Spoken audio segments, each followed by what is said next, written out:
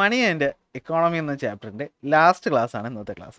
തൊട്ട് മുന്നത്തെ ക്ലാസ്സിൽ ഞാൻ ആദ്യം ലാസ്റ്റ് ക്ലാസ് എന്ന് പറഞ്ഞിരുന്നു. പക്ഷേ എന്താ പറ്റിയെന്ന് വെച്ച് കഴിഞ്ഞാൽ ഒരു അത്യാവശ്യം കോൾ വന്നു. അപ്പോൾ എനിക്ക് എന്ത് ചെയ്യേണ്ടി വന്നു, ആ വീഡിയോ കട്ട് ചെയ്യേണ്ടി വന്നു. പിന്നെ കട്ട് ചെയ്ത് എഡിറ്റ് ചെയ്ത് കേട്ടുക എന്നൊക്കെ പറഞ്ഞു കഴിഞ്ഞാൽ ബുദ്ധിമുട്ടായതുകൊണ്ട് ഞാൻ ഇത് എന്ത് ചെയ്യുന്നു, അടുത്തൊരു ക്ലാസ് ആയിട്ട് അങ്ങ് അപ്ലോഡ് ചെയ്യുന്നു എന്നേ ഉള്ളൂ.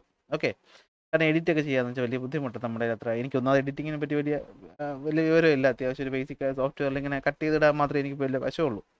അപ്പോൾ അതുകൊണ്ട് ഇനി വീണ്ടും എഡിറ്റൊക്കെ ചെയ്ത് വന്ന ബുദ്ധിമുട്ടായതുകൊണ്ട് രണ്ടാമത്തെ ഒരു പാർട്ടായിട്ട് ഇതിനെ അങ്ങോട്ട് ഇടുകയാണ്. അപ്പോൾ ഫിനാൻഷ്യൽ ഇൻക്ലൂഷൻ എന്ന് പറഞ്ഞു കഴിഞ്ഞാൽ എന്തോ ആണ്. എടാ, ഫിനാൻഷ്യൽ ഇൻക്ലൂഷൻ എന്ന് വെച്ച് കഴിഞ്ഞാൽ ഞാൻ ഇത്ര സിമ്പിളായിട്ട് പറഞ്ഞുതരാം. നമ്മളൊന്ന് ആലോചിച്ച് നോക്കിയേ, ഒരു 10, 20, 30 വർഷത്തിന് മുമ്പ് നമ്മൾ നോക്കുകയാണെങ്കിലും നമ്മൾ എത്ര പേർക്ക്, നമ്മളല്ല, അപ്പം നിങ്ങളില്ലല്ലോ, നിങ്ങളുടെ വീട്ടുകാരുടെ അടുത്ത് ചോദിച്ചാൽ മതി, അന്ന് നാട്ടിലുള്ള പകുതി മുക്കാൽ പേർക്ക് എന്തില്ല, ഒരു ബാങ്ക് അക്കൗണ്ട് എന്നൊരു സംഭവമില്ല. ഈ ബാങ്ക് എന്ന് പറഞ്ഞാൽ കാശുകാർ മാത്രം പോകുന്ന എന്തോ വലിയൊരു സ്ഥലമാണെന്നൊക്കെ വിചാരിച്ചിരുന്ന ഒരു കാലം ഉണ്ടായിരുന്നു. എന്നാൽ ഇന്നത്തെ അവസ്ഥ ആലോചിച്ച് നോക്കിയാൽ നമ്മളെ മീൻ വിൽക്കുന്ന മാമിയുടെ കയ്യിലായാൽ പോലും, അല്ലെങ്കിൽ മലക്കറി കട, അല്ലെങ്കിൽ പച്ചക്കറി കടയിട്ടേക്കുന്ന ചേച്ചിയുടെ കയ്യിലായാൽ പോലും എന്തുണ്ട്, ഇന്ന് QR കോഡും അല്ലെ ഗൂഗിൾ പേയും പരിപാടികളും ഒക്കെ ഉണ്ട്. അപ്പോൾ ഇവർക്ക് എല്ലാവർക്കും എന്തുണ്ട്, ബാങ്ക് അക്കൗണ്ട് ഉണ്ട്. അപ്പോൾ ഇന്ന് സാമ്പത്തികമായിട്ടുള്ള കാര്യങ്ങളിൽ ഇവർക്ക് എല്ലാവർക്കും അത്യാവശ്യം ബേസിക്കായിട്ട് വേണ്ട അറിവുണ്ട് എന്നാണ് അതിൻ്റെ അർത്ഥം. ഇത്തരത്തിൽ ജനങ്ങളെയെല്ലാം ഈ പറയുന്ന സാമ്പത്തികമായിട്ടുള്ള കാര്യങ്ങളിലേക്ക് കൊണ്ടുവരിക, സേവിങ്സ് എന്ന് പറയുന്ന ശീലം കൊണ്ടുവരിക, പൈസയുടെ കാര്യങ്ങളൊക്കെ കണക്കും വഴക്കും വെച്ച് ജീവിക്കാനുള്ള ഒരു കാര്യത്തിലേക്ക് ഇൻക്ലൂഡ് ചെയ്യുക, ഇതിനെയാണ് സംഭവം സിമ്പിളായി എന്ത് പറയുന്നത്, ഫിനാൻഷ്യൽ ഇൻക്ലൂഷൻ എന്ന് പറയുന്നത് ഫിനാൻഷ്യൽ ഇൻക്ലൂഷൻ. അപ്പോൾ എന്താ financial inclusion? Ensuring access to bank and financial services for all. എല്ലാവർക്കും എന്തുണ്ടാക്കുക, ബാങ്കും അതുപോലെ ഫിനാൻഷ്യൽ സർവീസുകളും എൻഷുർ ചെയ്യുക, അല്ലെങ്കിൽ അവർക്ക് കൂടെ അത് അക്സസിബിൾ ആക്കി മാറ്റുന്ന ഒരു പ്രോസസ്സിനാണ് ഫിനാൻഷ്യൽ ഇൻക്ലൂഷൻ എന്ന് പറയുന്നത്. അപ്പോൾ എവിടെയായിരിക്കും ഇത് കൂടുതലായിട്ട് വരിക? റൂറൽ പോപ്പുലേഷനിലും അതുപോലെ മാർജിനലൈസ്ഡ് ആയിട്ടുള്ള ഗ്രൂപ്പുകൾക്കും, എന്ന് വെച്ചാൽ നമ്മുടെ സമൂഹത്തിൽ നിന്ന് ഒതുക്കപ്പെട്ട, സാമ്പത്തികമായി പിന്നാക്കം നിൽക്കുന്ന, അല്ലെങ്കിൽ ഇപ്പോൾ ഈ ജാതിപരമായി പിന്നാക്കം നിൽക്കുന്ന, അല്ലെങ്കിൽ ട്രൈബൽ ആയിട്ടുള്ള ആൾക്കാരെ കൂടി എന്ത് ചെയ്യുക, ഇതിലേക്ക് കൊണ്ടുവരിക. ഇതിനെയാണ് ഫിനാൻഷ്യൽ ഇൻക്ലൂഷൻ എന്ന് പറയുന്നത്. അപ്പോൾ എന്താ ഒരു പ്രധാനപ്പെട്ട goal? Promote inclusive economic growth by bringing common people into the formal financial system. Bank account, deposit, withdrawal, ഇതൊക്കെയാണ് ഫോർമൽ സിസ്റ്റം എന്ന് പറയുന്നത്. അല്ല, ഇവിടെ എല്ലാത്തിനും കണക്കുണ്ട്. പാൻ കാർഡ് ഉണ്ട് അല്ലേ? ഇന്നിപ്പോൾ പാൻ കാർഡും എല്ലാവർക്കും ഉണ്ടാവും. ഒരുവിധം എല്ലാവർക്കും ബാങ്ക് അക്കൗണ്ട് ഉണ്ടെങ്കിൽ ഇന്ന് പാൻ കാർഡ് വേണം. അപ്പോൾ പാൻ കാർഡ് വരുമ്പോഴത്തേക്ക് നമ്മുടെ ജനതയുടെ സാമ്പത്തിക ഇടപാടുകൾ എന്താണെന്ന് സർക്കാരിന് അറിയാനായിട്ട് പറ്റും. അത് നമുക്ക് ഒരുപാട് ഗുണങ്ങളും ഉറപ്പായിട്ട് ഉണ്ടാക്കുന്ന ഒന്ന് തന്നെ ആണ്. കള്ളപ്പണക്കാർക്ക് ഗുണം ഉണ്ടാകത്തില്ല, സത്യസന്ധമായി ജീവിക്കുന്നവന് അത് ഗുണമായിരിക്കും. അപ്പോൾ ഇൻക്ലൂസീവ് എക്കണോമിക് ഗ്രോത്ത്, എല്ലാവരെയും കൂടി ഉൾപ്പെടുത്തിക്കൊണ്ടുള്ള സാമ്പത്തിക വളർച്ച ഉണ്ടാക്കുക എന്നുള്ളതാണ്. അപ്പോൾ അതിനുവേണ്ടി ഗവൺമെൻറ് ഒരുപാട് സ്റ്റെപ്പുകൾ എടുത്തിട്ടുണ്ട്. ഒന്നാമത്തതാണ് നാഷണലൈസേഷൻ ഓഫ് ബാങ്ക്. അപ്പോൾ ഞാൻ പറഞ്ഞല്ലോ, നാഷണലൈസ്ഡ് ബാങ്ക് എന്ന് വെച്ചാൽ അത് സർക്കാരിൻ്റെ ബാങ്ക് എന്ന് പറയാൻ പറ്റത്തില്ലെങ്കിലും സർക്കാർ കൺട്രോളിലുള്ള ബാങ്കുകൾ എന്നാണ്. 1969 നമ്മൾ എടുത്തു കഴിഞ്ഞാൽ അന്ന് 14 ബാങ്കുകൾ. ബാങ്ക് വരുന്നത് ഇന്നോ ഇന്നലെയോ അല്ല, ബ്രിട്ടീഷുകാരുടെ കാലം മുതലേ ഇന്ത്യയിൽ ബാങ്കുണ്ട്. ഈ ബാങ്കുകളെയൊക്കെ ഒരു ഗ്രൂപ്പിൽ കൊണ്ടുവരുന്ന ഒരു പ്രോസസ്സിനെ നിങ്ങൾക്ക് ബാങ്ക് നാഷണലൈസേഷൻ എന്ന് വിളിക്കാം. അല്ലെങ്കിൽ സർക്കാരിൻ്റെ കൺട്രോളിൽ കൊണ്ടുവരുന്നു എന്നതിന് നമുക്ക് എന്ത് പറയാം, ബാങ്കുകൾ നാഷണലൈസേഷൻ എന്ന് പറയാം. അപ്പോൾ എല്ലാവരെയും ഇൻക്ലൂഡ് ചെയ്യാൻ റൂറൽ എക്കോണമിയിലും, അതായത് ഗ്രാമപ്രദേശങ്ങളിലും ഒതുക്കപ്പെട്ടിട്ടുള്ള ആ പറഞ്ഞ മാർജിനലൈസ് ആയിട്ടുള്ള ജനതയും കൂടി സാമ്പത്തികമായിട്ട് കൊണ്ടുവരണമെങ്കിൽ ബാങ്ക് അങ്ങോട്ട് ചെല്ലണം. അല്ലാതെ അവർ ഇങ്ങോട്ട് കൊണ്ടുവരാന്ന് വെച്ചാൽ എളുപ്പമുള്ള കാര്യമാണോ? അല്ല.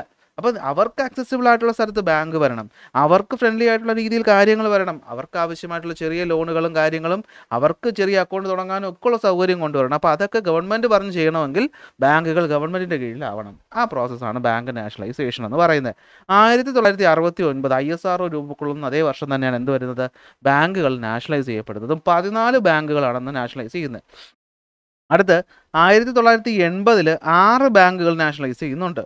ഈ അടുത്ത വർഷങ്ങളിൽ 1-2 ബാങ്കുകൾ നാഷണലൈസ് ആയതായിട്ടൊക്കെ, നമ്മൾ ബാങ്കുകൾ മെർജ് ചെയ്തതായിട്ടൊക്കെ നിങ്ങൾ വാർത്തയിലെങ്കിലും കണ്ടിട്ടുണ്ടായിരിക്കും. ഇതാണ് പരിപാടി. അപ്പോൾ എന്തിനാണ് ബാങ്കുകൾ നാഷണലൈസ് ചെയ്യുന്നത്? നമ്മൾ ഓൾറെഡി പറഞ്ഞു, ഫിനാൻഷ്യൽ ഇൻക്ലൂഷൻ കൊണ്ടുവരാൻ വേണ്ടിയിട്ടാണ്. അപ്പോൾ എങ്ങനെയൊക്കെ ആയിരിക്കും? Expand banking facilities in rural areas. Banking facilities ഗ്രാമപ്രദേശങ്ങളിലും കൊണ്ടുവരിക. അല്ലെ, നിങ്ങളുടെ എല്ലാവരുടെയും ഗ്രാമത്തിൽ ഇന്ന് ഒരു ബാങ്കെങ്കിലും ഉറപ്പായിട്ടും ഉണ്ടാവും അല്ലേ? എൻ്റെ ഈ ക്ലാസ് കേൾക്കുന്ന കുട്ടികൾ സിറ്റിയിലുള്ളവരും ഉണ്ടാവും, ഗ്രാമപ്രദേശങ്ങളിലുള്ളവരും ഉണ്ടാവും. കൂടുതലും ഗ്രാമങ്ങളിലുള്ള കുട്ടികളായിരിക്കും അല്ലേ? അപ്പോൾ നിങ്ങളുടെ ഗ്രാമത്തിൽ ഒരു ഉറപ്പായിട്ടൊരു ബാങ്ക് ഉണ്ടാവത്തില്ലേ? ആ ബാങ്ക് ഒരു നാഷണലൈസ്ഡ് ബാങ്ക് ആവത്തില്ലേ? അപ്പോൾ അതൊക്കെ വന്നത് ഈ പറയുന്ന നാഷണലൈസേഷൻ വന്നതുകൊണ്ടാണ്. അല്ലെങ്കിൽ ആ ബാങ്ക് ഒന്നും അങ്ങോട്ട് മെനക്കെട്ട് വരത്തില്ല, കാരണം അവർക്ക് വലിയ ലാഭമൊന്നും അവിടെ നിന്ന് കിട്ടത്തില്ല. അതാണ് കാര്യം. Provide credit to farmers and low rates അല്ലേ? ലോ റേറ്റ്സ്, ചെറിയ പലിശയ്ക്ക് കർഷകർക്ക് ലോൺ കൊടുക്കുക. കാരണം കർഷകരെന്ന് പറഞ്ഞു കഴിഞ്ഞാൽ നമ്മുടെ നാടിൻ്റെ പ്രധാനപ്പെട്ട, അല്ല, ഏറ്റവും ഇമ്പോർട്ടൻ്റ് ആയിട്ടുള്ള ആൾക്കാർ തന്നെ കർഷകരാണ്. കാരണം ആഹാരം ഉണ്ടാക്കുന്ന അവരാണ്. അവരുണ്ടാക്കിയില്ലെങ്കിൽ ഈ ആഹാരങ്ങളൊന്നും നമുക്ക് കിട്ടത്തില്ല. അപ്പോൾ നമ്മുടെ സ്റ്റേറ്റിലും ഇല്ലെങ്കിൽ പോലും നമ്മൾ തമിഴ്നാട്ടിൽ നിന്ന് കൂടുതൽ സാധനം വരുന്നുണ്ട്. അപ്പോൾ എന്തുകൊണ്ടാണ് അവർക്കപ്പോൾ ലോൺ കൊടുക്കണ്ടേ, അവരെ സപ്പോർട്ട് ചെയ്യണ്ടേ? അടുത്ത് to ensure equitable distribution of credit എന്ന് വെച്ചാൽ കടം എന്ന് പറയുന്നത് പണക്കാരന് മാത്രം ആവശ്യമുള്ളതല്ല. ഒരു ബാങ്കിന് ഇഷ്ടം പൈസക്കാരന് കടം കൊടുക്കാനാണ്. കാരണം കൃത്യമായിട്ട് പേയ്മെൻറ്റ് ചെയ്യുന്നു, പലിശയെ പറ്റിയൊന്നും അവൻ ചോദിക്കത്തില്ല, നല്ല കാശുണ്ട് അവൻ തരും. പാവപ്പെട്ടവന് ലോൺ കൊടുക്കാൻ ബാങ്കുകൾക്ക് വലിയ താല്പര്യമില്ല, പക്ഷേ അവർക്കും കൊടുക്കണ്ടേ. അപ്പോൾ ഈ കടം എന്ന് പറയുന്ന ക്രെഡിറ്റ് എന്ന് പറയുന്നത് ഇക്വിറ്റബിളായി ഡിസ്ട്രിബ്യൂട്ട് ചെയ്യുക എന്ന് വെച്ചാൽ ഈക്വലായി എല്ലാവരിലേക്കും എത്തിക്കുക. അതായത് RBI മോണിറ്റർ ചെയ്യും, ഈ ബാങ്ക് ഇത്ര വലിയ ലോണുകൾ വലിയ ആൾക്കാർക്ക് മാത്രമാണോ കൊടുത്തിട്ടുള്ളതെങ്കിൽ ബാങ്കിക്ക് ചോദ്യം വരും, എന്തുകൊണ്ട് സാധാരണക്കാരൻ ലോണിനൊന്നും വന്നില്ലേ, വന്നിട്ട് നിങ്ങൾ കൊടുത്തില്ലേ എന്ന ചോദ്യങ്ങളുണ്ടാവും. To prevent concentration of economic power in a few peoples, അല്ലേ? കാശുകാർ മാത്രം പോരാ, സാധാരണക്കാരനും പൈസ കൊടുത്ത് ലോൺ കൊടുത്ത് അവൻ ബിസിനസ് തുടങ്ങി അവനും എന്ത് ചെയ്യാം, കാശുകാരനാവാം. അപ്പോൾ ജനത മൊത്തത്തിൽ നന്നാവട്ടെ. അല്ലാതെ rich get richer and the poor get poorer എന്ന് പറയുന്ന പരിപാടി എന്താണ്, നടക്കത്തില്ല. അപ്പോൾ അത് കൊണ്ടുവരാതിരിക്കാൻ വേണ്ടിയിട്ടും എല്ലാവർക്കും തുല്യമായി കാര്യങ്ങൾ കിട്ടാൻ വേണ്ടിയിട്ടുമാണ് ബാങ്ക് നാഷണലൈസേഷൻ കൊണ്ട് അവർ ഉദ്ദേശിക്കുന്നത്. അപ്പോൾ ബാങ്ക് നാഷണലൈസേഷനാണ് ആദ്യത്തെ സ്റ്റെപ്പ് എന്ന് പറയുന്നത്. 1969-ലും 80-ലും നടന്നിട്ടുണ്ട്. 69-ൽ 14 ബാങ്ക് നാഷണലൈസ് ചെയ്തപ്പോഴത്തേക്കും 80-ൽ 6 ബാങ്കുകളാണ് എന്ത് ചെയ്തത്, നാഷണലൈസ് ചെയ്യപ്പെട്ടത്. എന്തൊക്കെയായിരിക്കും, റൂറൽ ഏരിയയിലേക്ക് കൊണ്ടുവരിക, ഫാർമേഴ്സിന് ക്രെഡിറ്റ് കൊടുക്കുക, ഈക്വലായിട്ട് ഡിസ്ട്രിബ്യൂട്ട് ചെയ്യുക നമ്മുടെ ക്രെഡിറ്റ്. അതുപോലെ എക്കണോമിക് പവർ എന്ന് പറഞ്ഞാൽ കുറച്ച് ആൾക്കാരിൽ മാത്രം കോൺസെൻട്രേറ്റ് ചെയ്യാതെ എല്ലാവരുടെയും കയ്യിലേക്ക് എത്തിക്കുക എന്നുള്ളതാണ് ഇതിൻ്റെ ഉദ്ദേശമെന്ന് പറയുന്നത്. മറ്റൊന്നാണ്, രണ്ടാമത്തെ ഒരു മെത്തേഡാണ് കോപ്പറേറ്റീവ് ബാങ്കുകളുടെ സ്ഥാപനവും അതിൻ്റെ പ്രവർത്തനവും. നമ്മൾ ഓൾറെഡി പഠിച്ചു കഴിഞ്ഞു. കോപ്പറേറ്റീവ് എന്ന് വെച്ച് കഴിഞ്ഞാൽ എന്താണ്, കൂട്ടായി പ്രവർത്തിക്കുന്ന ബാങ്കുകളാണ് കോഓപ്പറേറ്റീവ് ബാങ്കുകൾ എന്ന് പറയുന്നത്. അപ്പോൾ റൂറൽ എക്കോണമിയിലാണ് കൂടുതലായിട്ടും കോഓപ്പറേറ്റീവ് ബാങ്കുകൾ പ്രവർത്തിക്കുന്നത്. എന്താ റൂറൽ എക്കോണമി, ഗ്രാമപ്രദേശങ്ങൾ. അപ്പോൾ എന്തായിരിക്കും, കോഓപ്പറേഷനും സെൽഫ് ഹെൽപ്പും മ്യൂച്വൽ അസിസ്റ്റൻസും ആയിരിക്കും. ഞാൻ നേരത്തെ മുന്നത്തെ ഒരു ക്ലാസ്സിൽ പറഞ്ഞു തന്നു അല്ലേ. അപ്പോൾ കർഷകന്മാർ ചേർന്ന് തുടങ്ങിയാൽ അത് കർഷക സഹകരണ സംഘം. അടുത്ത് സർക്കാർ ഉദ്യോഗസ്ഥർ ചേർന്ന് തുടങ്ങിയാൽ government cooperative society.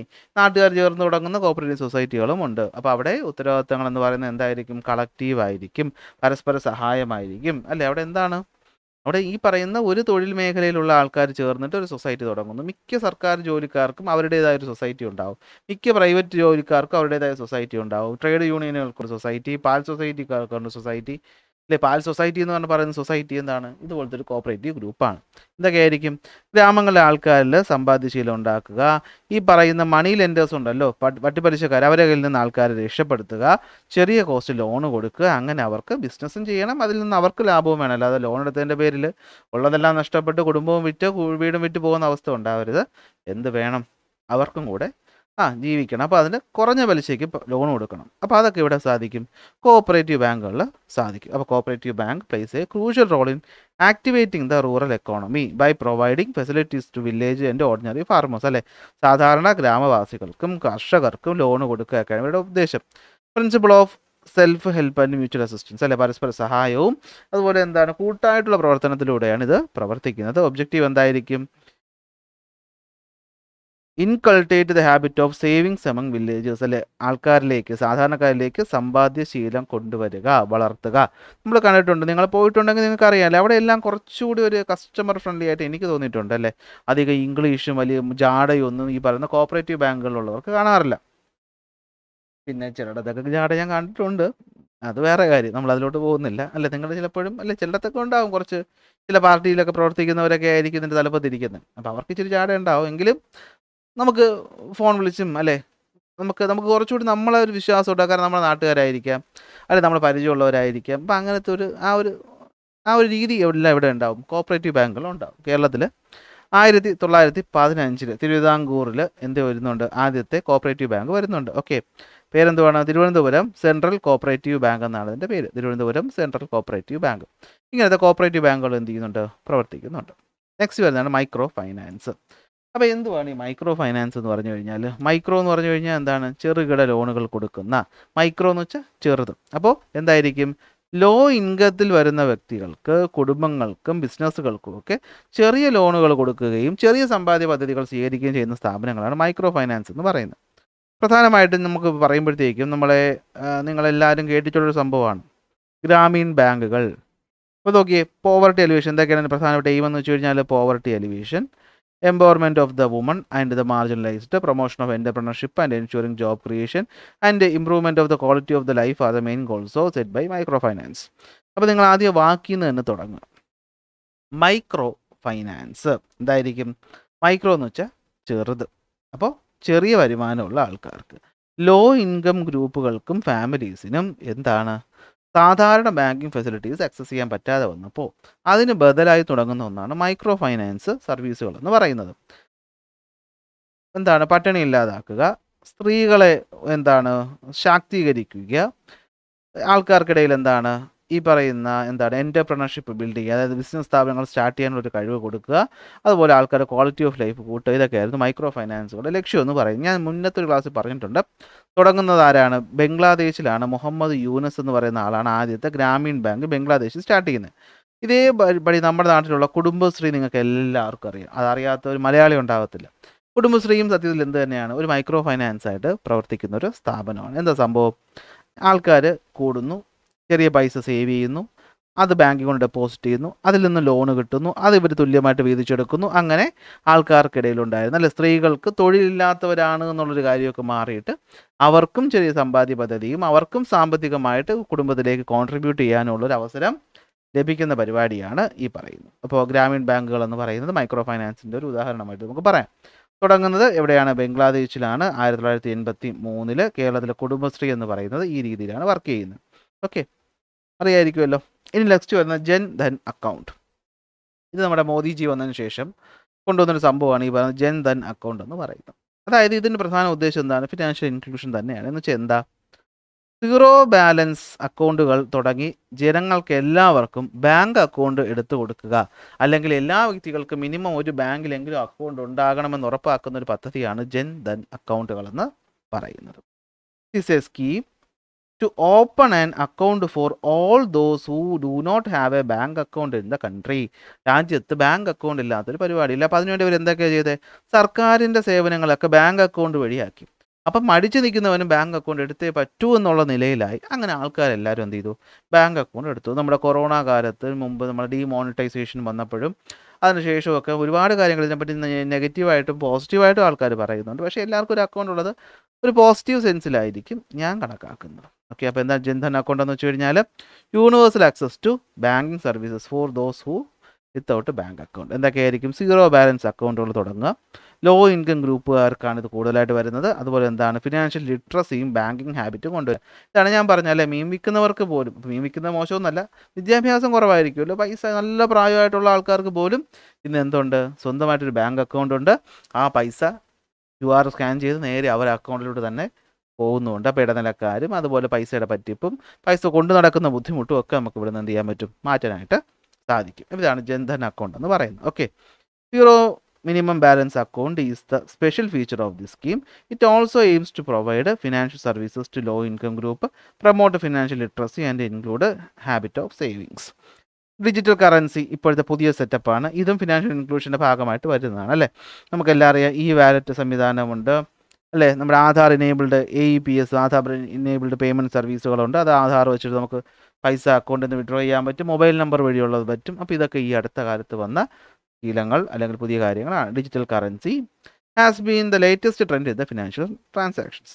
The government is also promoting Aadhaar based payment system. അതാണ് AEPS എന്ന് പറയുന്നത്.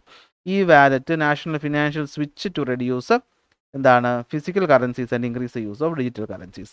ഫിസിക്കൽ പൈസ എന്ന് പറയുന്നത് മാറിയിട്ട് നമ്മൾ തന്നെ ആലോചിക്കും, ഇപ്പോൾ നമ്മൾ പേഴ്സ് പോലും എടുക്കാതെ വീടിൻ്റെ വെളിയിൽ പോകാറുണ്ട് അല്ലേ. കാരണം നമ്മുടെ മൊബൈൽ ഫോൺ കയ്യിലുണ്ടെങ്കിൽ മതി, അത് വെച്ച് നമുക്ക് എന്ത് ചെയ്യാം? അത്യാവശ്യം എല്ലായിടത്തും പേയ്മെൻറ്റുകളും കാര്യങ്ങളും ചെയ്യാൻ പറ്റും അല്ലേ. അപ്പോൾ ഇതാണ് ഡിജിറ്റൽ ഫിനാൻഷ്യൽ ഇൻക്ലൂഷൻസ് എന്ന് പറയുന്ന കാര്യത്തിനകത്ത് നമുക്ക് പഠിക്കാനായിട്ട് ഉള്ളത്. ഓക്കെ, അപ്പോൾ ഇത്രയും പറയുമ്പോഴത്തേക്ക് നമ്മുടെ ഈ ഒരു മനോഹരമായിട്ടുള്ള ചാപ്റ്റർ ഇവിടെ എന്ത് ചെയ്യാണ്? തീരുകയാണ്. കുറച്ച് ബുദ്ധിമുട്ടുള്ള ഭാഗങ്ങളുണ്ടെന്ന് തോന്നുന്നു. പലരും ചെറിയ സംശയങ്ങളും കൺഫ്യൂഷൻസും ഒക്കെ പറഞ്ഞിട്ടുണ്ട്. അപ്പോൾ നമുക്ക് എന്ത് ചെയ്യാം? ഇനി ഒരു റിവിഷൻ ക്ലാസ് കൂടി ഞാൻ പിന്നീട് തരും. ആ റിവിഷൻ ക്ലാസ്സുകളിലും പറ്റിയാൽ ഞാൻ ലൈവ് വരാനായിട്ട് ശ്രമിക്കാം. ഓക്കെ, അപ്പോൾ ലൈവ് ക്ലാസ്സുകൾ വരുമ്പോൾ നിങ്ങൾ ഡൗട്ട് ഡയറക്റ്റായിട്ട് ചോദിച്ച് നമുക്ക് മാറ്റാൻ പറ്റുമല്ലോ. അപ്പോൾ അതിനെ കൂടി ഞാൻ ശ്രമിക്കുന്നുണ്ട്.